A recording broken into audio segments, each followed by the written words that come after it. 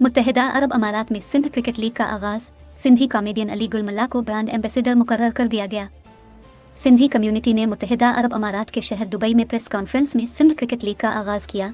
Dubai की मकामी hotel में तकरीब में स्पॉन्सर ने टीम के मालिकान के साथ शिरकत की और बाकायदा ऐलान किया। प्रोग्राम की निज़ामत मशहूर मेज़बान शाइक नारिजो ने की। ये लीग पहली बार शुरू हो रही है और हर साल मुनक्कद की जाएगी ताकि सिंध के खिलाड़ियों को आगे आने का मौका मिल सके। तकरीब के मामाने खुसूसी ब्रांड एम्बेसडर अली गुल मल्ला और टीमें थीं। इस लीग में कल 6 टीमें आमने सामने होंगी, जिनमें कराची, नवाब शाह, लाड़काना, सक्खर, मीरपुर खास और हैदराबाद शामिल हैं। प्रेस कॉन्फ्रेंस में सिंधी बरादरी के कारोबारी और समाजी कारकुनों ने शिरकत की। लीग में सिर्फ सिंधी खिलाड़ी ही खेल सकेंगे और सिंधी सकाफत, खेल और ज़बान को फ़रोग़ दिया जाएगा। टूर्नामेंट 3 मार्च को शारजाह के पाकिस्तानी स्कूल ग्राउंड में होगा, जिसके शेड्यूल का ऐलान प्रेस कॉन्फ्रेंस में किया गया।